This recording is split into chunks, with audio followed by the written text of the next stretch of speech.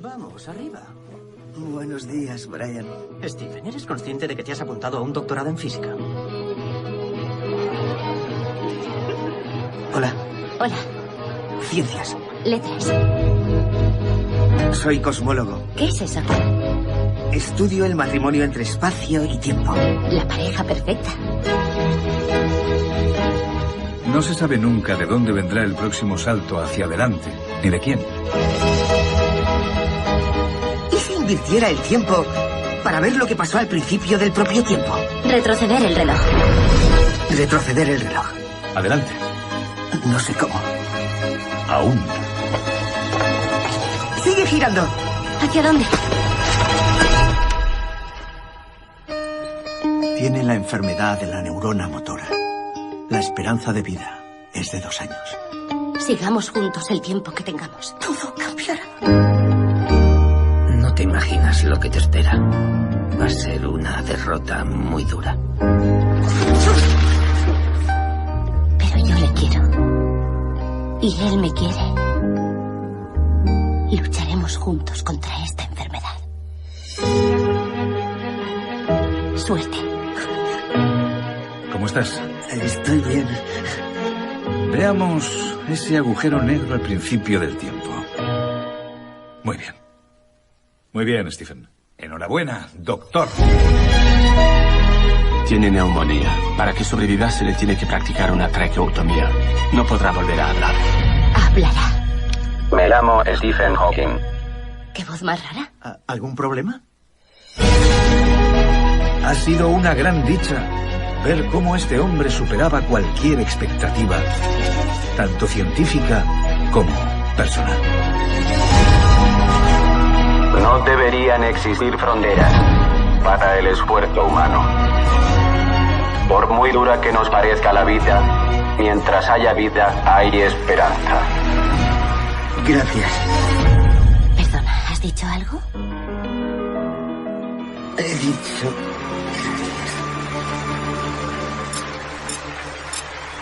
He vivido unos 2/3 de mi vida con la amenaza de la muerte siempre presente. Stephen Hawking. Vida de un genio. Pocas mentes podrán llegar a cambiar el mundo tal y como lo conocemos postradas desde una silla de ruedas, como lo hizo el profesor Stephen Hawking. Su vida está llena de incógnitas, pero a la vez de misterios y fascinaciones. ¿Y quién mejor que nuestro científico particular para adentrarnos dentro de la mente de este gran sabio de nuestro siglo, como nuestro compañero Fran Escandel? Buenas noches, Fran. Hola, muy buenas noches a todos. ¿Cómo te encuentras? Muy bien, gracias. Aquí con condiciones extremas de clima. Fran, hace poco, muy poco, escasamente hace prácticamente una semana, despedíamos, podríamos decirlo así, a una de las mentes más maravillosas de nuestro siglo. Sí, así es.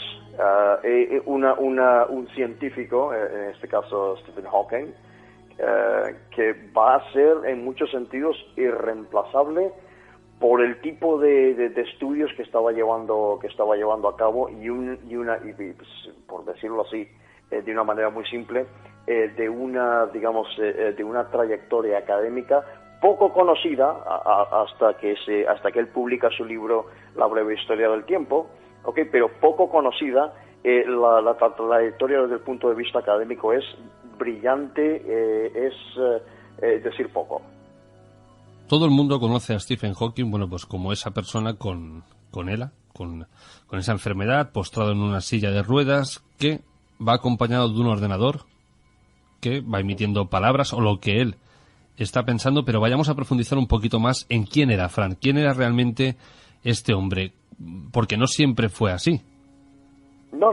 De hecho, él era un brillante estudiante nacido en Oxford, en Inglaterra, en este caso, que simplemente pues llega y decide hacer la carrera de física, y ya en sus años de freshman, que llamamos, ya empezó a tener los primeros síntomas y los primeros problemas de salud, ¿no?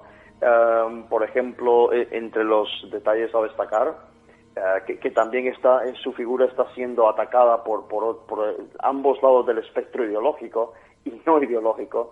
Por ejemplo, él era un fabiano declarado. Cuando decimos fabiano estamos hablando de la the Fabian School, que son los socialistas ingleses, que es una forma muy particular de socialismo aplicado, ¿no? En este sentido. Él era uno de ellos, era una persona que rechazaba, por ejemplo, el concepto de monarquía en el Reino Unido, monarquía parlamentaria, etcétera. Era más un republicano en ese sentido. Pero bueno, no se dedicó al activismo político, sí se dedicó enteramente a la física y enteramente a desarrollar, a través de Penrose también, enteramente a desarrollar una nueva forma digamos que reinventar la rueda sería una buena expresión, porque digamos que estaba un poco trabada la física en ese sentido, en el sentido cosmológico, ¿no? Es decir, la explicación de lo que es inmensamente, infinitamente grande. Eso se dedica a la cosmología. Por ejemplo, es singular porque las dos grandes ramas de estudio hoy en día son totalmente, o se supone que son incompatibles entre sí. Por un lado estudió la teoría general de la relatividad de Einstein, y por otro lado que es lo cosmológico, lo inmensamente grande, y por otro lado estudió profundamente la mecánica cuántica o la teoría cuántica, que es lo infinitesimalmente pequeño. Es uno de los proponentes de lo que se llama la teoría, digamos que la gran teoría del todo, por decirlo así, que hay una película que tiene ese nombre, en la que pretendía, a través de su trabajo, pretendía unir las leyes que gobiernan lo más pequeño con las leyes que gobiernan lo más grande. Todavía, por supuesto, se han hecho avances en ese sentido, pero no se han encontrado. ¿A qué edad, Fran, comienza la enfermedad de él, en este caso, a hacer sus estragos en Stephen Hawking? Si más recuerdo, creo que fue sobre el año en el año 64, me parece, si más recuerdo bien, él tenía más o menos unos 24 años, si más recuerdo correctamente. Tenía más o menos esa edad, como freshman, y es donde empiezan a aparecer los primeros síntomas cuando era ni siquiera era doctorando, porque él llega a la tesis doctoral ya enfermo prácticamente. Esta enfermedad, a día de hoy, que es incurable, tiene una esperanza de vida muy, muy corta. Sin embargo, en él, y esto quizás es lo que más sorprende, incluso de lo que podríamos decir que era su mente maravillosa, es que prácticamente ha durado 50 años o más con ella. Sí, exactamente. Bueno, hay por ahí también ciertos rumores de que ya los hemos visto, de que el Stephen Hawking que acababa de morir no era de verdad, que era otro. Sí, ciertamente es un caso singular desde el punto de vista de la ELA, en este caso, ¿no? Es muy singular, pero habría que ir ahí a hacer un estudio, digamos que, hacer un estudio incluso genético de cómo era posible, si existe, que no sé, ahí sí no sé si existe, por cómo llegó a durar tanto. Eso sería muy interesante estudiar eso, porque se supone que no llegan a los 4 o 5 años de vida máximo, y este hombre pues digamos que tentuplicó esa cantidad de años viviendo con esa enfermedad, ¿no? Porque aquí, Fran, podríamos decir que su mente tuvo algo que ver en que la enfermedad durara tanto, o sencillamente fue cosa del azar. Yo creo que el profesor Hawking habría dicho que eso es una cuestión propia del azar, ¿no? Del azar desde el punto de la aleatoriedad, pero una aleatoriedad significativa, es decir, que tiene significado de alguna forma, que es casi que son conceptos contraparte en ese sentido, ¿no? Lo que su mente pudo hacer estando en una silla de ruedas, él lo explicó hace unos 9-10 años. Hizo una de las lecturas TED, estas TED, Y él explicó que su enfermedad más bien lo que había hecho, al estar tan callado y al estar tan quieto, lo que había hecho era desarrollar muchísimo más su mente para, digamos que plasmar en términos de matemáticas, tratar de plasmar esos descubrimientos y esos principios que estaba tratando de moldear. Por lo tanto, él puede ser perfectamente una de esas rarezas de la evolución, que también las hay, y ese puede ser el caso, que la enfermedad misma le haya ayudado a él desde el punto de vista fisiológico a estar quieto y estar tranquilo, y entonces a poder procesar mucho mejor la información y no estar no siendo molestado por, digamos, por el entorno, que es lo que nos llega a través de los sentidos. Pero en eso estarás de acuerdo conmigo, que es casualidad o causalidad, en este caso, que la enfermedad por azar lo eligiera a él para durar tantísimos años. A una persona con su ya brillante mente que fuera elegido para durar 50 años con ELA. Claro, es que la cuestión aquí es no solamente la forma en la que nos estamos expresando de él, como si hubiese algo providencial al respecto. Recordemos que el lenguaje que utilizamos es un poco una cárcel conceptual para nosotros. Tú acabas de decir, por ejemplo, que le eligiera, es decir, que significa que hay un agente ahí afuera que le ha apuntado con el dedo y le ha dicho, tú vas a sobrevivir. No sabemos si... Nosotros tenemos que pensar un poco más y que haya sido la casualidad. Yo soy más de la sincronía o de la sincronicidad en ese sentido, que es la aleatoriedad con significado. ¿Por qué ha sucedido eso de una forma? A lo mejor es que él necesitaba hacer eso, y no es que tenía la libertad para hacerlo, necesitaba seguir viviendo de alguna forma. Y de alguna forma, supongo, su fisiología pues ha reaccionado con esa resistencia, impresionante resistencia, para legarnos lo que ha legado, porque ha legado muchísimo más que un libro llamado La breve historia del tiempo. ¿Podríamos comparar en este caso a Stephen Hawking con Albert Einstein? Sí, puede ser. Es decir, lo que pasa es que a Hawking creo que no le han dado todavía no digamos que los descubrimientos a lo que se proponía, de hecho, Stephen Hawking, cuando en los años 20, hace casi 100 años prácticamente, digamos que la física también sufre ese retardo, es decir, hasta 1920 la Maxwell y Einstein eran los referentes en ese sentido, hasta que entonces se descubre que las galaxias están constantemente alejándose de nosotros, lo que daba la impresión, es donde nace la cuestión esta de la afirmación del Big Bang, ¿no? Él fue uno de los que dijo, por ejemplo, que no era un bang, como una explosión en inglés, ¿no?, sino que le llamaba el Big Stretch, o el gran estiramiento, tratando de conceptualizar con palabras algo que es casi imposible hacerlo, porque nosotros no sabemos exactamente, él no lo sabe, nadie exactamente sabe qué ocurrió. Nosotros topamos y lo comentamos en el programa anterior sobre el campo de Higgins, ¿no? Nosotros chocamos una cortina, digamos un velo de alguna forma conceptual, y no podemos llegar más allá porque los sistemas de medición, pues claro, son lo que son, ¿me entiendes? Uno de los grandes problemas, y esto es una de las cuestiones que él logra superar. Él logra superar algo que es muy humano. Es decir, los seres humanos, la idea de esto fue J.B.S. Haldane, estoy hablando ya de un biólogo, y hoy en día Richard Dawkins también, que es otro biólogo, explicó.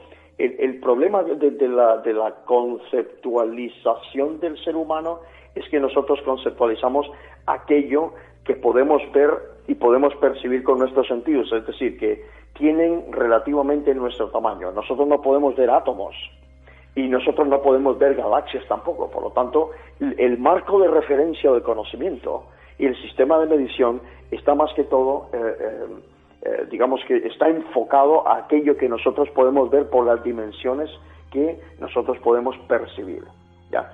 Y ahí el problema del lenguaje y ahí el problema de la medición. Claro, ir más allá, él lo que hace es que supera esa barrera fisiológica, y entonces es capaz de empezar a discernir mucho más allá.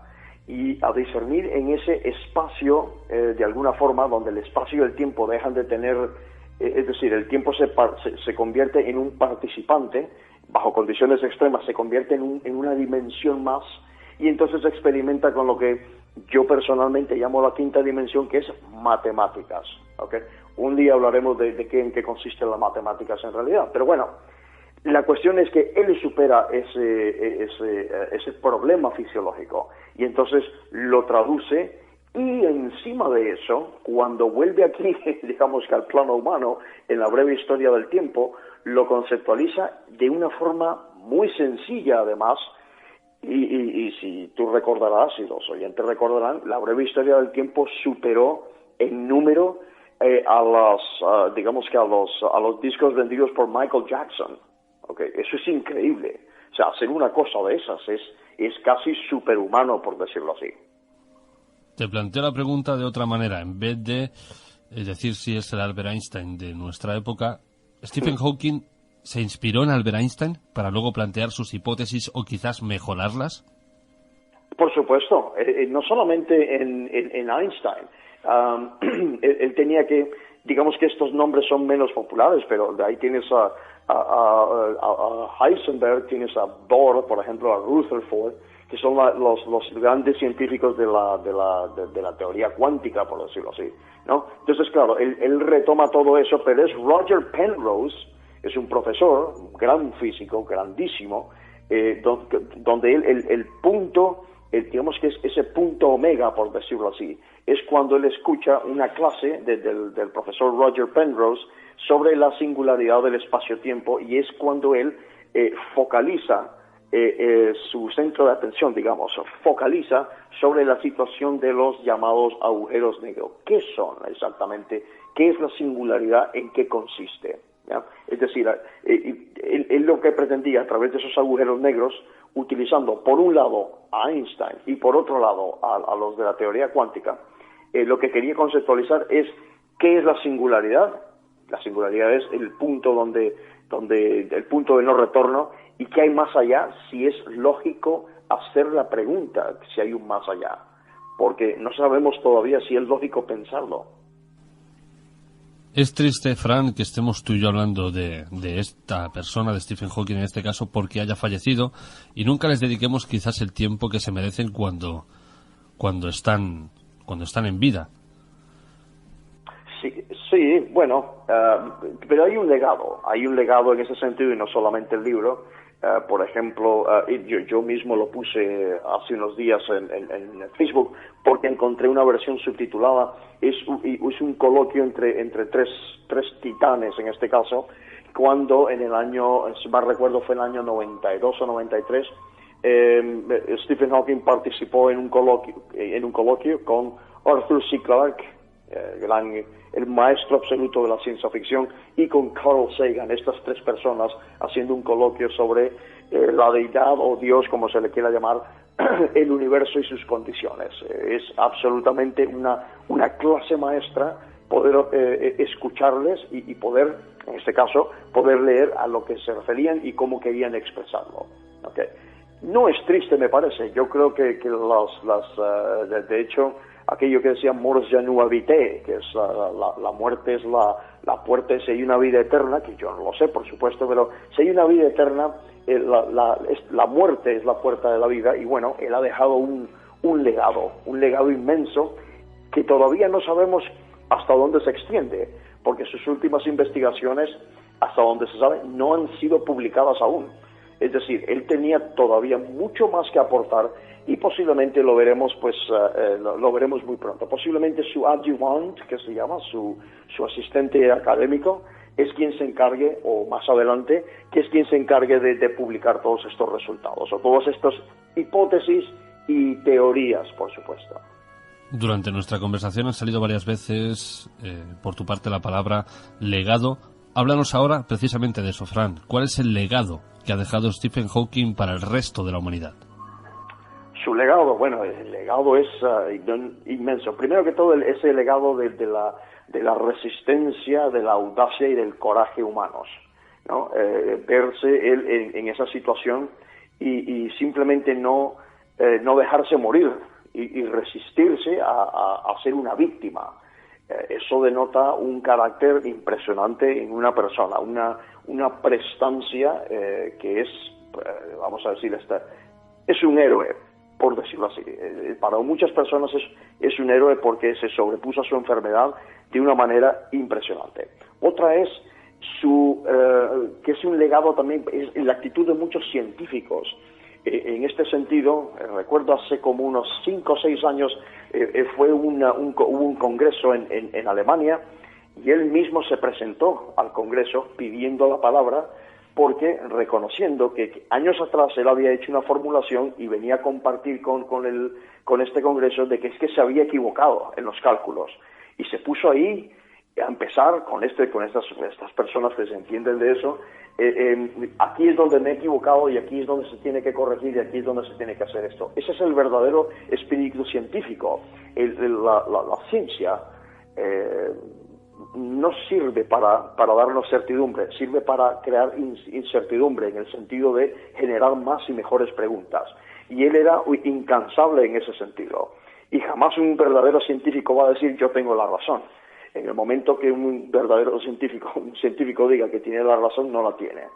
Es como aquello que dijo, si mal recuerdo, correcto, Richard Feynman, el profesor Feynman, con quien también él estudió mucho, un brillante físico, profesor Feynman, dijo, si tú crees que entiendes la teoría cuántica, es que no entiendes la teoría cuántica. Es decir, estas cuestiones tan complicadas, y no se lo digan a los biólogos, por favor, pero estas cuestiones tan complicadas requieren a mí no me gusta esa palabra, pero bueno, hay que decirla, requieren una humildad para decir, oye, aquí está esto que pongo delante, pero tenemos el valor de decir, ups, nos hemos equivocado con esto y ahora se puede remediar con esto además, y proveer una solución que va a volver a generar más preguntas. La ciencia es eso, amigo, es una metodología de la incertidumbre. Hablas de que se presentó en un congreso de Alemania, pidió la palabra para rectificar algo que él años antes había dicho, pero en este caso pedir la palabra para Stephen Hawking literalmente era difícil, porque él inventó un ordenador, y corrígeme si me equivoco, ¿lo inventó él, valga la redundancia, o alguien se lo construyó, ese mecanismo a través del que él hablaba? Yo no recuerdo ese detalle, pero claro, tenemos que tomar en cuenta lo siguiente, es que él no vivía pues en una casa o en un piso, él vivía en Cambridge, ¿ok? Y entonces, por supuesto, la misma universidad de Cambridge pone a su disposición de uno de sus más brillantes profesores, en este caso, pues pone a su disposición la tecnología que tenga que hacer falta para que él se pueda comunicar. Entonces, claro, la Universidad de Cambridge en ese sentido tiene muchísimo, pero muchísimo mérito por tenerle, por acomodarle, por darle todas las facilidades para que él siguiera progresando y siguiera dando clase hasta que ya no pudo más, pero que siguiera investigando. Y entonces, todo eso es una cuestión, es una estructura académica alrededor suyo. Y pues yo entiendo, según entiendo yo, que también es cierto que el profesor Hawking fue un jugador de equipo. Siempre jugó en equipo, pese a que posiblemente los otros profesores a su alrededor pues serían meros principiantes comparados con él. Pero fue un jugador en equipo. Porque claro, hablamos de que este ordenador también es una proeza humana, porque no estamos diciendo que te diga un sí o un no, sino que es capaz de tener conversaciones pues como las tenemos tú y yo, pero solo que su voz es un poco más electrónica, vamos a decirlo así. Sí, exactamente. Lo que pasa es que no tiene la velocidad que nosotros tenemos. Es decir, por ejemplo, yo acabo de mencionar que está en YouTube, ¿no?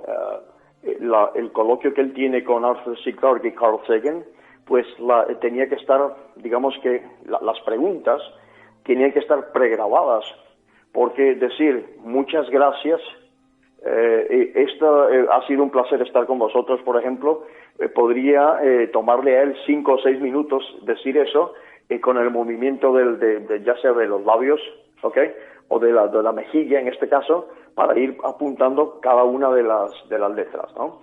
Le hubiese tomado eso. Entonces era pregrabado en ese sentido. O sea, si no hemos entendido mal, Stephen Hawking no tenía su domicilio particular, vivía en la Universidad de Cambridge. Sí, exactamente, sí, era su domicilio, pero claro, vivía en la residencia de la universidad, por supuesto, exactamente, que es donde mejor le podían atender, además. La gente siempre lo imagino como una persona solitaria, una persona austera, sin familia, pero Stephen Hawking tenía mujer, tenía hijos. Sí, efectivamente. Sí, tenía hijos, tres hijos, ¿ok? Dos de ellos fueron concebidos, de hecho, fueron concebidos y se logra ver en la película, los que hayáis visto la película, yo la he podido ver, y de parte de la historia de que fueron hijos concebidos, pues él prácticamente inmóvil, pues era capaz de concebir hijos, pues su esposa, por supuesto, le echó más que una mano para hacer eso, ¿no? Pero que mantuvo hasta que perdió el poder del habla, que mantuvo su humor, digamos que ese sarcasmo típicamente inglés, lo mantuvo siempre, incluso en sus conferencias o cuando hablaba, tenía tiempo para pregrabar esos comentarios jocosos y divertidos, ¿okay? Que compartía con las personas que lo escuchaban. Sus hijos, sabemos si alguno ha legado pues esa herencia de esa mente maravillosa de Stephen Hawking. No que yo sepa, no. Y puede ser perfectamente normal de que ninguno de sus hijos incluso se dedicara a la física. La verdad es que en ese sentido ellos sí se han mantenido un poco así fuera de le han dejado que su padre sea el protagonista, y ellos se han mantenido fuera de la vida pública, pues estudiando y trabajando como personas, como tú, como yo, como cualquier persona que esté escuchando ahora mismo. Hago una pregunta de la familia porque, al igual que están circulando rumores diciendo que Stephen Hawking murió, esto es algo así como si entráramos en el debate de si Paul McCartney es Paul McCartney de verdad o es su doble, ¿no? Es lo típico, siempre fallece alguien importante y bueno, hay que contar teorías de la conspiración al respecto. Digo esto porque, como ya he dicho, aunque me esté repitiendo, el rumor que también ha corrido es que Stephen Hawking era un maltratador familiar. O sea, ¿hasta qué niveles está llegando la figura de este hombre una vez fallecido? Sí, bueno, por ejemplo, desgraciadamente, pues hay personas ahí que necesitan la desgracia de los demás es una buena excusa para figurar, ¿no? De alguna forma. También he visto por ahí un escritor de estos cristianos, digamos que azotándole sin misericordia a la figura de Hawking, simplemente porque resulta que Hawking, como casi todos los grandes científicos, era ateo. O sea, ateo en el sentido de que no creía en la existencia de un creador y que simplemente decía que digamos que el método científico y la razón, ya que tenía o producía efectos inmediatos, pues ganaba precisamente porque lo otro no es que fuera creencia. El problema es que lo veía como una forma de autoridad. Que yo digo que esto se ha creado de esta forma porque yo digo que se ha creado de esta forma. Entonces hay por ahí de hecho, y le cuento, me tomé yo un poco digamos que el placer, no la molestia, pero el placer de contestarle a este señor, un escritor de un bloguero de ABC, diciéndole, bueno, mire usted, si me parece, usted puede estar totalmente en desacuerdo, pero podría usted decir algo al respecto y no simplemente usar una serie de metáforas elegantes para decir absolutamente nada. Creo que las inteligentes y preparadas podrían tomarse la molestia de revertir o de contestar o de decir algo de provecho y no simplemente insultar por insultar. Y de la otra parte también, de la otra parte ya no ideológica ni política, pero de la otra parte, esta gente de tierra plana y toda esta cuestión que está por ahí, diciendo de que era un alien o que no creía en alien o que no sabía nada de aliens ni no tenía ninguna idea de lagartos ni cosas de estas. En fin, que los grandes nombres, por decirlo así, son también víctimas de la creatividad, el exceso de creatividad humana. ¿Qué podemos decir? Es que quizás, Fran, para poder decir algo, digamos, a la altura de Stephen Hawking, tendríamos que tener la mente de Stephen Hawking. Y como muchas de estas personas no llegan, sencillamente para hacerse notar, pues se basan de eso, ¿no? De insultos o de cosas rocambolescas, como decir, como tú bien has dicho, ¿no? Que era un extraterrestre o que era un maltratador, sencillamente que no era él. Bueno, en fin, son personas que están vacías de mente en este caso y que su única manera de hacer algo en la vida de provecho es eso, insultar o desprestigiar a alguien que sí, con su mente, ha llegado quizás a cambiar el mundo. Los efectos de los efectos de los descubrimientos y de los estudios que ha podido producir el profesor Hawking todavía no los vamos a ver. Lo veremos más adelante, porque la ciencia tiene este efecto acumulativo de alguna forma, ¿no? Entonces sí es cierto que los veremos más adelante. Yo, por ejemplo, yo utilizo ese lenguaje así casi gnóstico, por decirlo así, de que el profesor Hawking ya navega en el eterno mar de las formas, precisamente porque es que la naturaleza funciona así. Es un elemento, o digamos que es un todo succionador de lo que existe para volver a transformarlo en otra cosa. La energía no se crea ni se destruye, solo se transforma. Eso lo vimos de Einstein, ¿no? Pues aquí pasa exactamente lo mismo.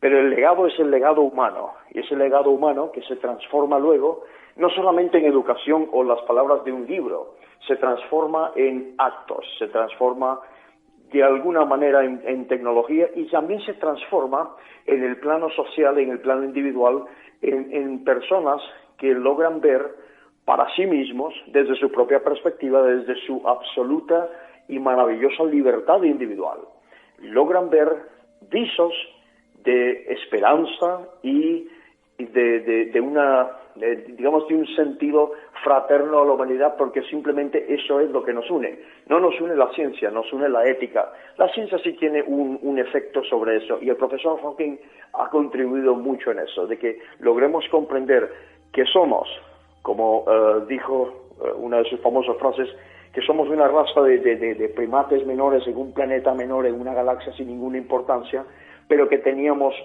por ejemplo, una gigantesca responsabilidad. Por ejemplo, y voy a citar aquí el hecho porque él habló mucho de esta cuestión, el hecho de los extraterrestres, por ejemplo, toda esta cuestión de la ufología.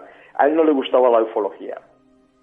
Decía que, por lo menos, en un radio de unos 100 a 200 años luz alrededor de nuestro planeta, ¿okay?, que no había vida, porque nosotros ya habríamos escuchado transmisiones de radios, como nosotros las hemos emitido, nosotros las habríamos escuchado también del otro lado, por decirlo así.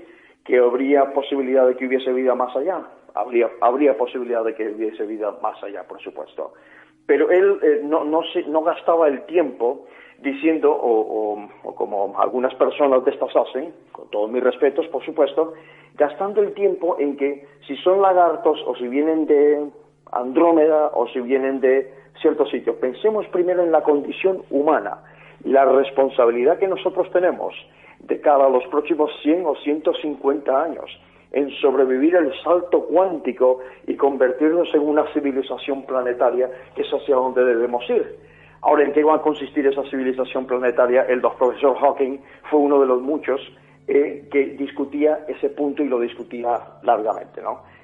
No se trata en este caso, no se trata de que algo del cielo va a venir y nos va a resolver los problemas, que es como la mayoría de las personas han sido criados. Es bueno liberarse de ese tipo de cosas y decir, lo primero que tenemos los seres humanos, tanto individuos como colectivos, es deberes, es responsabilidades de que esta especie, posiblemente, eso sí que se puede, probarlo es difícil, pero hasta ahora mismo sabemos que en esta galaxia solamente existimos nosotros y tenemos la responsabilidad de sobrevivir, porque la vida llama a la vida.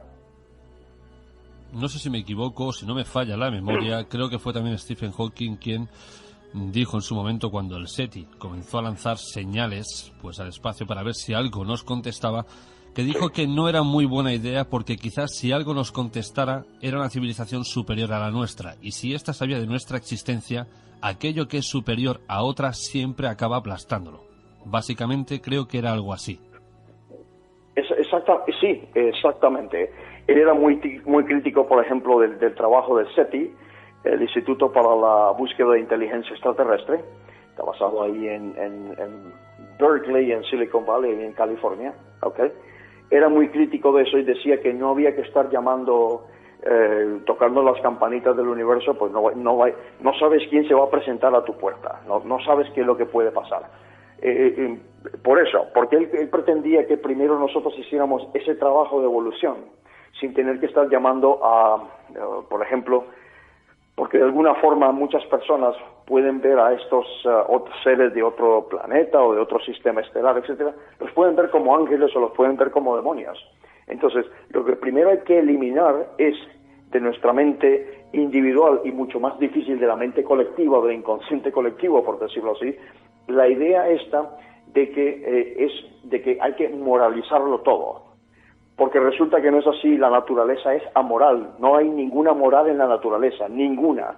Por tanto, el hecho de que nosotros toquemos la campanita para allá y que alguien responda, nosotros no sabemos ni siquiera cómo vamos a responder. Oficialmente, y digo oficialmente, cuidado, se tiene que abrir la puerta a ello. Oficialmente no ha habido ningún contacto extraterrestre, ninguno, ¿ok? ¿Cuál va a ser la reacción si lo hay? Y en el caso, por ejemplo, el profesor Hawking también era muy crítico de estos casos de abducidos. Y que yo no digo que no hayan sido abducidos, esa es mi opinión, por supuesto. Lo que habría que analizar de estas personas es realmente qué es lo que ha pasado, qué es lo que han visto, porque muchos de ellos sí han visto algo y lo han identificado con esa experiencia. Pero puede ser que hayan visto otra cosa y no esa. Entonces, el profesor Hawking decía, en este caso, ¿por qué, si son tan inteligentes y tan avanzados estos seres, por qué se aparecen a personas solitarias? ¿Por qué se aparecen a personas, en algunos casos, que tienen directamente problemas mentales? ¿Y por qué simplemente no se presentan en Washington o mandan un fax, que es mucho más fácil enviarle un fax a la Casa Blanca o al Kremlin? O a Beijing, en este caso, a Pekín. ¿Por qué? Entonces, ese es otro tema a tratar, además que es muy interesante. Muchas de estas personas que han vivido esa experiencia, han vivido una experiencia absolutamente real, pero lo que pueden estar interpretando puede ser otra cosa, y eso es otro punto de discusión, por supuesto. Esto me recuerda a una teoría... Ahí queda. Esto me recuerda a una hipótesis que, un comentario que me hizo un compañero de otro programa hace poco, referente también al tema OVNI, y es muy interesante, y nunca me lo había planteado de esta manera, porque en diciembre el Pentágono supuestamente reconoce que está invirtiendo, en tanto él como otros órganos gubernamentales, una media más o menos de $30 millones al año en la investigación del fenómeno OVNI, que tienen ciertos aparatos OVNI bajo custodia. Pero luego, claro, esta persona me dice, bueno, si realmente ya tienen aparatos OVNI, ¿por qué continúan invirtiendo dinero en la investigación OVNI? Si ya lo tienen, ¿por qué continúan invirtiendo? O sea, esto es un poquito en que siempre estamos haciendo algo que no acaba de cuadrar mucho. Fran, exacto. Tú has dicho antes que Stephen Hawking continuó dando clases en Cambridge. Esto a mí me ha llamado mucho la atención. ¿Hasta qué edad estuvo dando clases este profesor? Sí, creo que digamos que la última lección, o digamos que la última reunión con los círculos académicos fue tras la lectura esta de la conferencia TED, que dio hace unos 9 o 10 años. Parece que fue en 2008 o 2009, si recuerdo correctamente. Y a partir de ahí, entonces sí, seguía, pues, digamos que colaborando a distancia de alguna forma, porque claro, tener que estar con él ahí al lado, mientras él estaba dictando, hay que dictar esto, hay que dictar lo otro, etcétera, pues necesitaba no de cualquier persona, necesitaba gente entrenada en física, porque claro, lo que él estaba diciendo tenía que transformarse en ecuaciones y él tenía que verlas para decir si eran correctas o no. Entonces, era un problema en ese sentido, pero creo que ya las últimas clases, vamos a llamarle clases, sino sesiones por lo menos, fueron ya sobre el año 2009 o así. Sí, su traductor más o menos tardaba una media de 5 minutos en traducir algo. Sus clases debían de ser muy lentas. Exactamente, o tenía que llevarlas, en este caso llevaba ya la lección, o llevaba ya la clase, la llevaba ya hecha. Entonces era más bien el adjuvant, que se llama, la persona que en su nombre pues estaba dando la explicación y estaba dando haciendo la masterclass o lo que se llama la clase magistral aquí en España. Fran, para terminar con la vida de este gran, vamos a decirlo así, pues mente maravillosa de este gran profesor, ¿hay alguien que haya tomado su legado? ¿Hay alguien que se haya puesto a las riendas de lo que Stephen Hawking dijo o hizo? Sí, claro, es decir, hay físicos ahora mismo que continúan. Lo que pasa es que, digamos que en cuestión de calibre, por decirlo así, es muy difícil, digamos que por lo menos uno de sus pies llenar uno de sus, digamos, por lo menos ponerse uno de sus zapatos.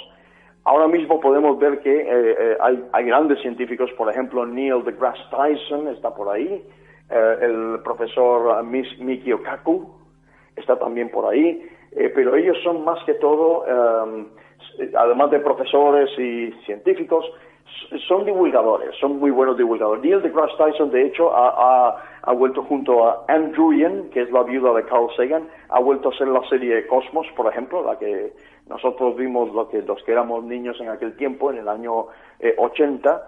Hemos vuelto a ver Cosmos ahora, rehecho, digamos, siempre manteniendo el mismo formato. Y Michio Kaku fue el primer, digamos, el primero en escribir un libro explicando lo que es el hiperespacio y toda esta cuestión de una forma además fácil, de una forma que las personas comunes y corrientes podemos entenderlo, podemos asimilarlo. Pero todavía queda mucho terreno para que alguien pueda, digamos, que llenar sus zapatos, que fue un poco el vacío, pero mucho menos el vacío en la época de Einstein. Cuando Einstein falleció, sí había personas ahí que incluso superaban a Einstein en ese sentido, pero como figura, pues va a ser difícil reemplazable. Todos de alguna forma, pues recordamos a este hombre. Por ejemplo, yo me quedo con una foto, ¿no? Con una imagen de él, prácticamente sonriendo de oreja a oreja, así como estaba enfermo, cuando le llevaron en el avión para hacer las pruebas de gravedad, porque quería sentir cómo es la gravedad cero. Entonces le pusieron en el avión con un equipo de personas y le empezaban a dar vueltas cuando estaban en gravedad cero. Y veías el gozo en la cara de ese hombre experimentando la gravedad, la gravedad cero, en este caso la ausencia de gravedad. Y yo me quedo con esa cara, digamos, y que esa cara representa exactamente su patrimonio, su legado. Fran, ¿hay algún científico actualmente que esté despuntando tanto que digamos, cuidado, que quizás este sea el siguiente Albert Einstein o Stephen Hawking? Sí, de hecho, y voy a decirlo así porque va a sonar un poco extraño, de hecho creo haber conocido a ese científico hace 2 años. Tiene 15 años, ¿ok? Yo le conocí, tiene 15 años, y fue ahí a dar una charla en la Universidad de Stanford, ¿ok? Porque precisamente tenía ya aproximadamente 10 o 15 patentes con menos de 15 años, ¿ok?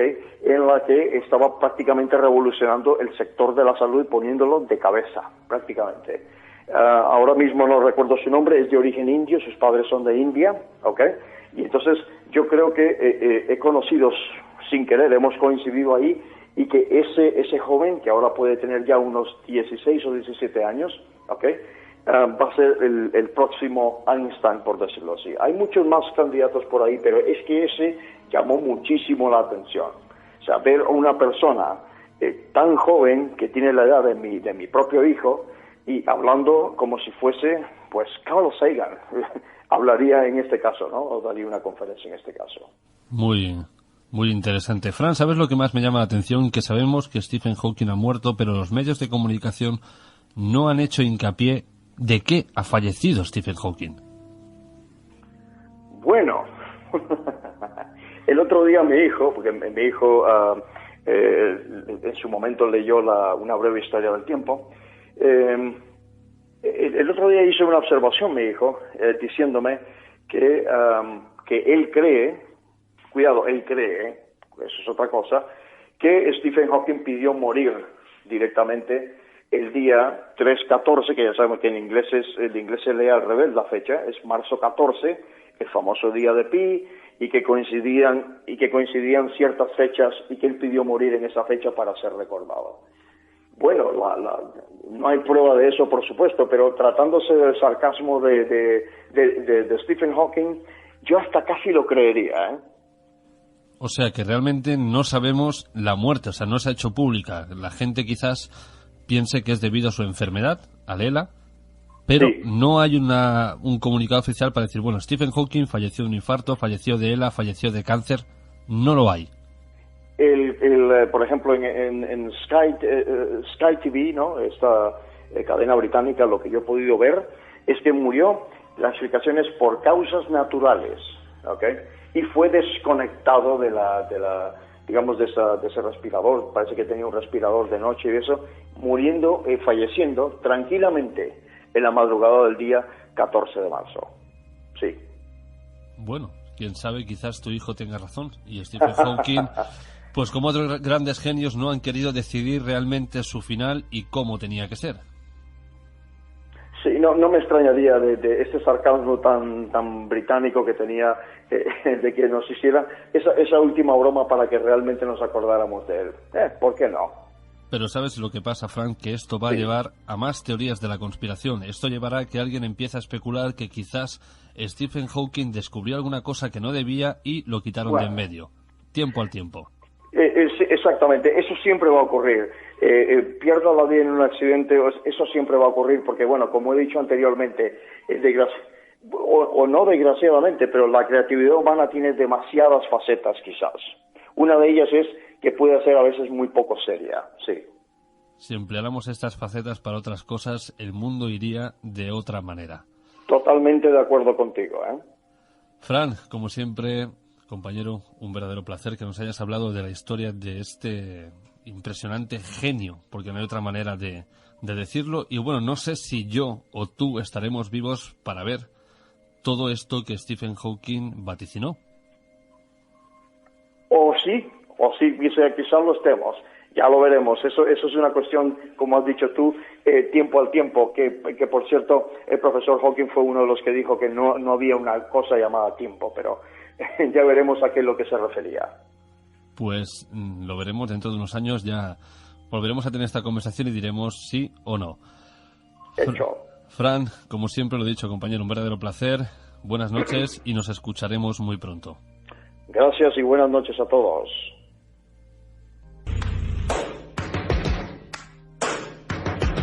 Jorge Ríos, Informe Enigma.